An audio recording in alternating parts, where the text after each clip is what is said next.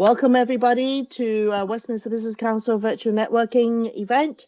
Today we have the pleasure and honor of having an amazing member, Tim, of Walnut Support, talk about the crystal ball of employment. And over to you, Tim.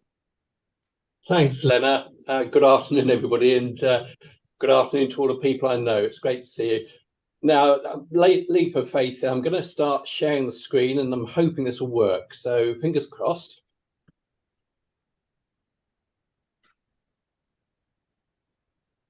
Yep, we can see it, Tim. Oh, brilliant. I can see Zoom, though. Yeah. Let me try something else. There we go. Perfect. What's that? Crystal ball to employment. Perfect.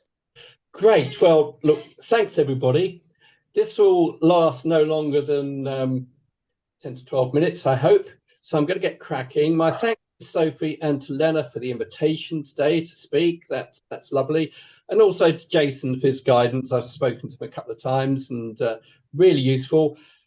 Tim Cawdron, Walnut HR Support. My chosen subject is a crystal ball to employment. So we'll get cracking. I'm a human resources HR generalist, hence the subject, I guess. I'm chartered MCIPD, which is our qualification. And like many of you, I run a small and medium enterprise and SME. I've been with large corporates for over 30 years, and I've supported SMEs since 2016. I've had HR leadership roles within FTSE 100 organisations for those 30 odd years. I've been both strategic and hands-on. And as a yachting friend of mine would say, I've been around the buoy a few times, so I can probably see where things are going a little bit wrong and try and pull us out of these things. And I'm also a part-time volunteer with Citizens Advice. Oh, the companies you can see, Babcock, Amy are the big ones. Ability Matters took me into the SME world. They do prosthetics and orthotics and wheelchairs, and that introduced me to the NHS as well. Right, well, our dog's in the room as well, and this is a hairy crocodile called Rita, and the particularly observant ones, me, I hope, noticed that she's chomping on one of my socks there, which for dog owners is pretty well par for the course, I think. So, employment trends in 2023, as I say, 10, 12 minutes or so. I'm going to move quickly, so this is high level, not an in-depth analysis. I'm going to review some employment-related topics since the start of 2023 through the eyes of an employer, hopefully from us. And I'm hopefully not passing judgment as to some of the issues are a bit political. We sort of touched on it a little earlier, and you'll see it coming up. And section 1 is the overall outlook. And the last 20 years have apparently been called a holiday from history. In other words, no serious conflicts, low inflation. Well, I guess all those things have changed somewhat on that front. Apparently, 84% of SMEs are either confident or more confident about 2023 as they were 12 months ago. So things are looking up a little bit in that respect. And I think a good place to start off with the Bank of England. There it is. And Westminster Business Council, through Sophie and Lena, have great links to the Bank of England, and it's how I got introduced to them as well. They did an excellent presentation earlier this month. We're still in February, despite what Sophie said at the start, we're just in February, and it's the February Monetary Policy Report, which you can view on the Bank of England website. I'll show it to you shortly. The main employment-related points I picked up, it was a 60-minute presentation, very detailed, is... Sorry, one of my speakers going off. The recession is going to be shallower than anticipated just a few months ago in November 2022, but it's going to be longer in the UK than in Europe. They say inflation is falling back and should continue to do so. It's good news. Unemployment is rising, but there's still many vacancies in the economy. And as they phrase it, labour hoarding is going on in certain organisations. In other words, they're hanging on to staff as long as possible because of the difficulties of recruitment. And they also comment age 50 to 65 workers who have left or are leaving the workforce in significant numbers. which they consider to be an anchor on future growth. Which is an interesting subject. Mind you, you all look very youthful, so I don't think it really applies to you. Moving to cost of living crisis. This is an indication of what some employers have done to support their staff.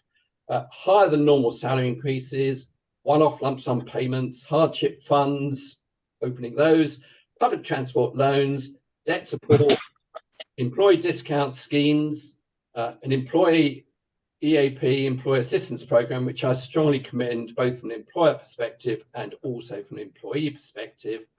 A tip that's often suggested to us is communicate your benefits, because an awful lot of employees don't realise the full access to benefits that you probably offer, and that can include pension schemes, of course.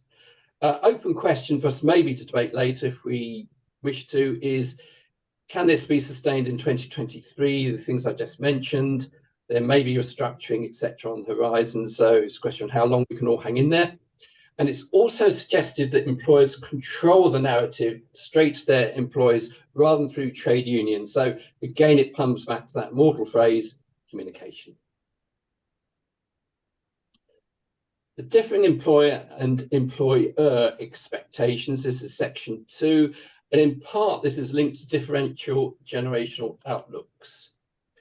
Now, one or two of us may recognize this band, Generation X. Long time ago, in fairness. Chap with the blonde hair in the middle is, of course, Billy Idol. And these fine fellows, I'm not entirely certain they're all actually Generation X. But we're now on Z. Yeah, I think actually maybe boomers. But never mind. And here in the group I've just come from, actually, we're talking about Oprah. And this is the sort of definition that you see in the various generations. I'm going to come to Generation Z, which is quite an interesting one in a moment. But baby boomers, people born, as you can see, from that mid-20th century baby boom. There's quite a missing of over 50s in the workplace at the minute, that point about from the Bank of England. Now, is this to do with defined benefit pension schemes, final salary pension schemes? Very good. Very lucky that folk have had that. Could it be ill health? Could it be early retirement? Or possibly even discrimination, age discrimination? Again, you'll have your views. Generation Z, there's Greta, have very different expectations in terms of their life and the world of work. Working from home, they really do seek a life coach, lunchtime yoga, gym membership, mental health days, half days on Friday, bringing in a dog to the office, and cakes in the office. So it's evolving and changing. Nothing wrong with any of those, but it's important to them. And you probably saw this last week, 4-day week. That's a screenshot from the BBC website. It was a trial which started last year. It's now ended. And most employers who went to a 4-day week on this trial are sticking with it. Again, you'll have your own views as to whether this suits your organisation or not. Work-life balance, again, really important these days. COVID ushered in greater degree of flexible and hybrid working, and don't we all know it? Does it, however, suit, the question to me really, does it suit the manufacturing industries, hospitality, road workers, etc., who don't really, we often view it through the prism of an office, but there's folk out there who really can't be working from home. Legislation is coming up, a request for flexible working patterns from day one, so all the things I've just gone through there, and the government plans to make flexible working the default. So that's an interesting development that we could well see this year. And this can also mean, of course, job sharing or flexi time, working compressed, annualized or staggered hours. You'll have probably heard of this quiet quitting. I've checked it for a definition, and it refers to employees who put no more effort into their jobs than is absolutely necessary. The symptoms are said to be they're cynical about everything. They seem disengaged or checked out. They don't finish projects on time or with unusually low quality. It's unclear what their expectations are. There's a lack of clear communication. It's coming up again. They feel overworked and micromanaged. On the horizon, Section 3, well, this is potential upcoming UK employment legislation. I am moving as quickly as I can for this. This chap in the centre of the screen has an awful lot on his hands just now, and as we were talking a little earlier, an achievement today, whichever way we look at it. What is coming is strikes, open brackets, minimum service levels, close brackets bill. So strikes bill working its way through Parliament. And this is the government speaking, a bill to make provision about minimum service levels in connection with the taking by trade unions of strike action relating to certain services. This bill has now left the Commons and it's now at committee stage in the House of Lords. So it's clearly making progress. Again, we'll all have our own views about the future of that one. Then there's quite a big one from last year, which is clearly going on, fire and rehire. You'll recall, I'm sure, P&O Ferries, and I'm quoting from the government here again, P&O Ferries deliberately sought to evade the law by sacking 786 seafarers without due consultation in 2022. So they've launched a 12-week consultation at the government on the 24th of January. And again, the government speaking here, the government launches a crackdown on controversial dismissal tactics to a planned statutory code of practice. Now, not directly linked with this, but it sort of is in a way, is employment tribunals. There's 50,000 cases outstanding and a delay of up to 2 years to hear these cases. So it's big time. My recommendation, I'm sure colleagues who may have an HR background here would say the same, is follow your processes. You give yourself as an employer a good opportunity to defend yourself if you follow your processes. If you cut through them or short circuit them, by and large, it won't do any favours.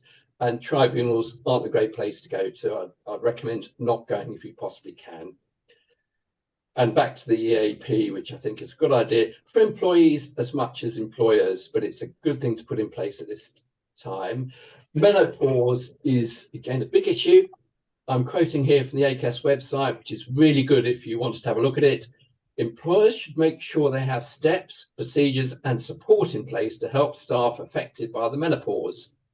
Now, the menopause is not, at the minute anyway, a specific protected characteristic under the Equality Act 2010, but if an employee or worker is put at disadvantage and treated less favourably because of their menopause symptoms, this could be discrimination if related to a protected characteristic. And some of these characteristics will include age, disability, gender reassignment, and sex. So all of those things, and of course, there's Health and Safety at Work Act connotations to that as well. We move to the really important equality, diversity, and inclusion agenda, sometimes known as belonging, and it is an important agenda for everybody. And it's actually a whole seminar, in my view, to itself that may come today. And I know, in fact, I've seen one or two folk with us today who are real experts in this, and I'm certain they may have something to say a bit later. And they're part of, like us, Westminster Business Council. Bonfire. Well, I don't know if you can relate to this, but this is the retained EU law, open brackets, revocation and reform, close brackets bill, which is also going through Parliament. It's left the Commons. It's now committee stage in the House of Lords. And what effective this is sunsetting thousands of EU laws, not just employment to hasten to add, but all laws originating from EU, so that they automatically expire at the end of 2023, unless they've already been reviewed, amended, or renewed. Again, I'll leave it to you to ponder as to whether this will really, really happen this year, or if at all. I'm trying not to be political on any of these, and you'll form your own views. We're almost at an end here. We talked about the retained EU law. We talked about employment tribunals.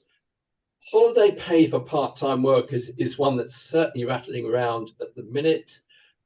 It seems a set calculation, which has been going on for many years, but there's a case last year, Harper Trust versus Brazil, I think I pronounced that correctly, which has complicated matters, particularly for part-time workers, and potentially we could be facing unlawful deduction for earnings if we don't pay correctly.